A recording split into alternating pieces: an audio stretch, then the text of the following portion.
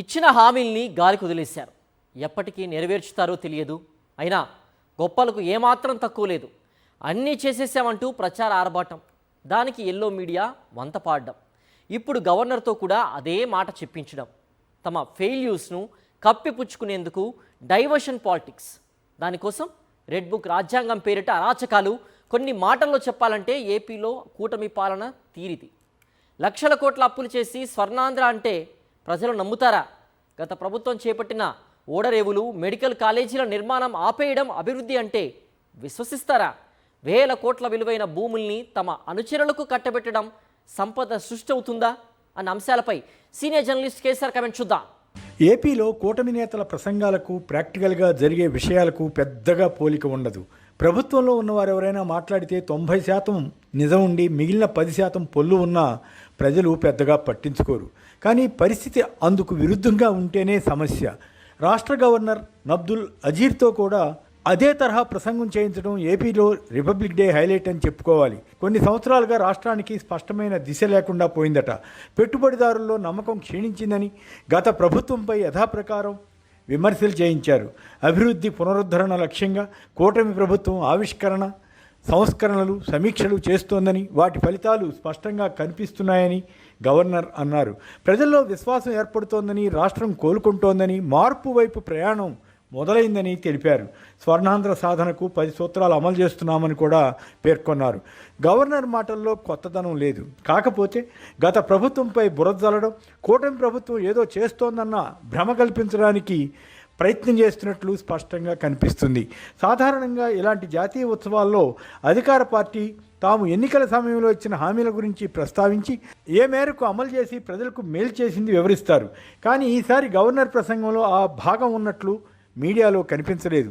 Super 6 super hit అయిందంటూ Chandrababu తరచూ అసత్యాలను ప్రచారం చేస్తుంటారు.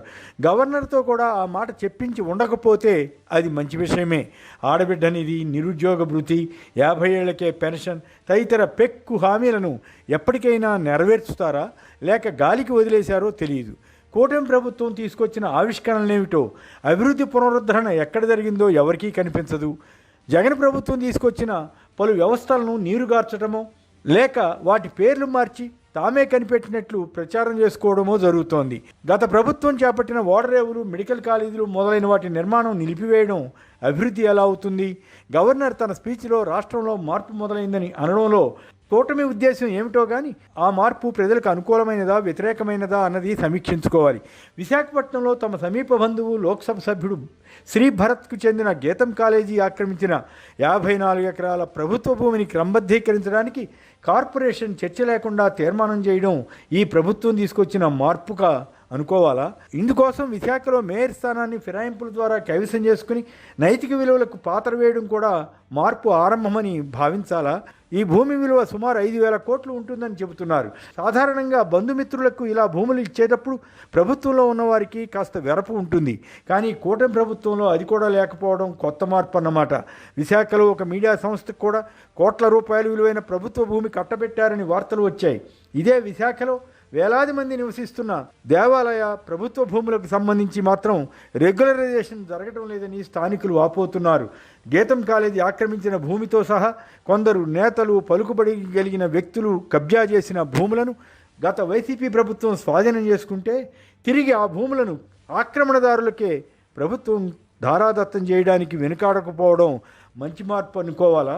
వైసీపీ పాలన సమయంలో విజయసాయిరెడ్డి బంధువులు భూమి కొనుగోలు చేసిన అదంతా దందా అని ప్రచారం చేసిన ఎల్లో మీడియా ఇప్పుడు ఈ కబ్జాలకు వంత పాడుతుండడం కూడా మార్పే అనుకోవాలి. అమరావతి రాజధానిలో అన్నీ జరిగిపోతాయన్న భ్రమను గవర్నర్ ద్వారా కూడా కల్పించే యత్నం చేశారు. ఆ క్రమంలో మళ్ళీ సుమారు 1,50,000 ఎకరాల భూమిని సేకరించడానికి ప్రభుత్వం తలపెట్టడంపై అక్కడి ప్రజలు, ముఖ్యంగా రైతుల గుండెల్లో రైళ్లు పరిగెడుతున్న విషయంపై మాత్రం భరోసా ఇచ్చినట్లు కనిపించదు. కేంద్రం ఏదో అమరావతిని అవకాశాల గని అని సర్వేలో పేర్కొందని ఎల్లో మీడియా తెలిపింది.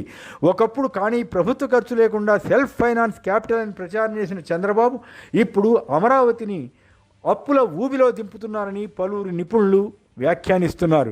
అది నిజమా కాదా అన్న దానిపై గవర్నర్తో వివరణ ఇప్పించి ఉంటే సబబుగా ఉండేది కదా. పేదరికం లేని సమాజం, ఉపాధి నైపుణ్యం, జనాభా నిర్వహణ, నీటి భద్రత, రైతులకు అగ్రిటెక్, ప్రపంచ స్థాయి లాజిస్టిక్స్, వ్యయ నియంత్రణ, speed of doing business, Swachhandhra, safe Andhra, deep tech and smart governance అంటూ పడికట్టు పదాలను గవర్నర్ స్పీచ్లో వాడారు. అవి ఎంతవరకు సామాన్యుడికి ప్రయోజనం కలిగిస్తాయో ఇప్పటికిప్పుడు చెప్పగలిగే పరిస్థితి లేదు. ఎప్పటికప్పుడు ఏదో కొత్తగా తీసుకొచ్చి అసలు విషయాలను దారి మళ్లించడానికి ప్రభుత్వం చేస్తున్న ప్రయత్నాలను ప్రజలు గమనిస్తూనే ఉన్నారు. వీటితో స్వర్ణాంధ్రగా ఏపీ మారిపోతోందని ప్రజలను నమ్మమంటున్నారు. కానీ ఇది నిత్యం చెప్పే అబద్ధాల్లో భాగమేనని ప్రజలకు తెలియదా? సమాన అవకాశాలు గల సమాజాన్ని నిర్మిస్తున్నామని గవర్నర్తో చెప్పించారంటే అంతకన్నా పెద్ద అసత్యం ఉంటుందా? ప్రభుత్వం నిర్మించవలసిన మెడికల్ కాలేజీలను ప్రైవేటు పరం చేస్తున్నారు. విశాఖలో అతి ఖరీదైన ప్రభుత్వ భూములను పెద్ద పెద్ద కంపెనీలకు వారు అడగకపోయినా 99 పైసలకే కట్టబెడుతున్నారు. ఇది అన్నిటికంటే అతిపెద్ద మార్పుగా ప్రజలు చూస్తున్నారు. గతంలో ఇలాంటివి ఎప్పుడూ జరగలేదు. వేల కోట్ల రూపాయలు అప్పులు తెచ్చి కేవలం అమరావతిలోనే వేయించేస్తున్నారు. హామీలు అమలు చేయడం అంటే పీ అంటున్నారు. ఇది కూడా మార్పే కదా. అప్పులు అవస్థలు ప్రజలకు, ప్రభుత్వ సంపదను కొంతమంది బడాబాబులకు అప్పగిస్తున్నారన్న విమర్శ తీవ్రంగా వినపడుతోంది. రాష్ట్రంలో రెడ్ బుక్ రాజ్యాంగం అమలు చేస్తున్న తీరుతో ఎంతటి అరాచక పరిస్థితులు నెలకొన్నాయో క్షీణించిన శాంతి భద్రతలు చెబుతాయి. చివరికి అనుచితమైన విద్వేషపూరిత రాతలున్న ఫ్లెక్సీలకు టీడీపీ గుండాలు కర్రలు పట్టుకుని కాపలాగాస్తుంటే వారికి పోలీసులు భద్రత కల్పించడమే మరో మార్పు అని భావించాలా? ఏపీని ఈ 19 నెలల్లో 3 లక్షల కోట్లకు పైగా అప్పుల కుప్పగా మార్చడంతో అది ప్రమాదకర స్థితికి చేరిందని ఆర్థికవేత్తలు ఆందోళన చెందుతున్నారు. ఈ నేపథ్యంలో ఏపీ సేఫ్గా ఉందని అనుకోవాలా, లేక అన్సేఫ్గా మారుతోందని అనుకోవాలా?